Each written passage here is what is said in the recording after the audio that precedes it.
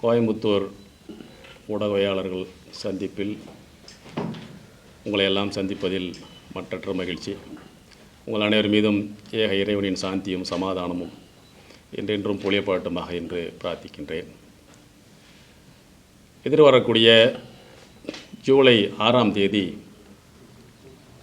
மனிதநேய மக்கள் கட்சியினுடைய 2 கோரிக்கைகளை வலியுறுத்தி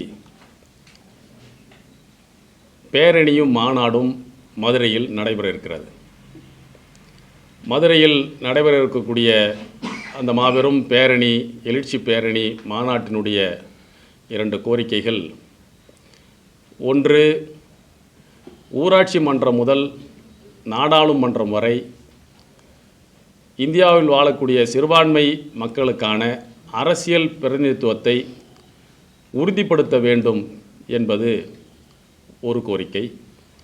இரண்டாவதாக, முஸ்லீம்களுடைய வக்ஃபு சொத்துக்களை அபகரிப்பதற்காக கொண்டு வரப்பட்டிருக்கக்கூடிய வக்ஃபு வாரிய திருத்தச் சட்டத்தை ரத்து செய்ய வேண்டும் என்கின்ற 2 கோரிக்கைகளை வலியுறுத்தி ஒரு மாபெரும் எழுச்சி பேரணியும் மாநாட்டையும் மனிதநேய மக்கள் கட்சி நடத்த இருக்கிறது.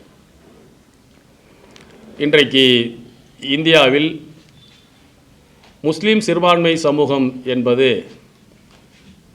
15 விழுக்காடு இருக்கக்கூடிய நிலையில் சற்றேறக்கூடிய 20 கோடி பேர் வாழக்கூடிய இந்திய தேசத்தில் நாடாளுமன்றத்தில், மக்களவையில் அவருடைய எண்ணிக்கை என்பது 24ஆக இருக்கிறது. 15% மக்கள் தொகை கொண்ட ஒரு சமூகத்திற்கு 4% அளவிற்கே நாடாளுமன்ற உறுப்பினர்கள் என்பது ஒரு ஜனநாயக விரோத போக்காகும்.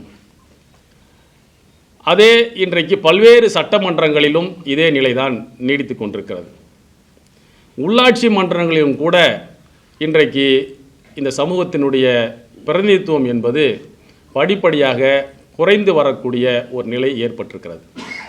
மிக முக்கியமாக நீதிபதி ராஜேந்திர சச்சார் அவர்கள் 2006இல் கொடுத்த பரிந்துரையில் சொல்லியிருக்கக்கூடிய மிக முக்கியமான ஒரு செய்தி, முஸ்லீம்களினுடைய அரசியல் பிரதிநிதித்துவம் சட்டமன்றம், நாடாளுமன்றத்தில் செல்லக்கூடாது என்பதற்காக பல்வேறு சதி செயல்கள் நடந்து தடுக்கப்பட்டிருக்கிறது என்ற ஒரு செய்தியை அவருடைய பரிந்துரையில் குறிப்பிடுகிறார்.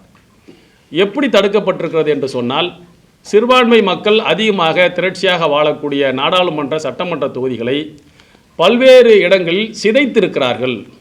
அந்த ஒட்டுமொத்தமாக அந்த பிரதிநிதித்துவம் கிடைக்க முடியாத அளவிற்கு சிதைத்திருக்கிறார்கள். சிதைக்க முடியாமல் வெற்றி பெறக்கூடிய வாய்ப்புள்ள அந்த தொகுதிகளை பட்டியலின மக்களுக்கான தனி தொகுதிகளாக மாற்றியிருக்கிறார்கள். இப்படியெல்லாம் திட்டமிட்டு நடந்திருக்கிறது. இதை மறுசீரமைப்பு செய்து அவருடைய பிரதிநிதித்துவத்தை உறுதிப்படுத்த வேண்டும் என்ற பரிந்துரையை 2006இல் நீதிபதி ராஜேந்திர சச்சார் கொடுத்தார். ஆனால் இதுவரைக்கும் அது குறித்து எந்த நடவடிக்கையும் இந்தியாவில் எடுக்கப்படவில்லை.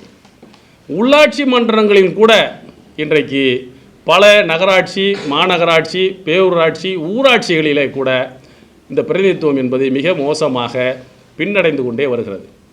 சென்னையில் 9.5% சென்னை மாநகராட்சியில் இருக்கிறார் என்று சொன்னால், 200 வார்டுகளை கொண்ட மாநகராட்சியில் 10% என்று சொன்னால், குறைஞ்சபட்சம் 10% அப்படின்னு சொன்னால், இன்றைக்கு 20 பேர் அங்கே இருக்க வேண்டும். எத்தனை சிறுபான்மை முஸ்லீம் சமூகம் இருக்கிறார்கள் சொன்னால் 4 பேர் தான் இருக்காங்க.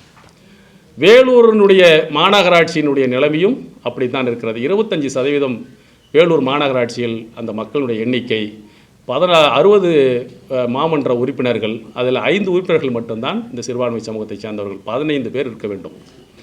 ஊராட்சிகள் கூட இன்றைக்கி கன்னியாகுமரி மாவட்டத்தில் மாதவளாயம் என்கின்ற ஒரு ஊராட்சி இருக்கிறது. அந்த ஊராட்சியில் 80 விழுக்காடு முஸ்லீம் சிறுபான்மை சமூகத்தினுடைய ஊராட்சியை பட்டியலின மக்களுக்கான தனி தொகுதியாக மாற்றுகிறார்கள்.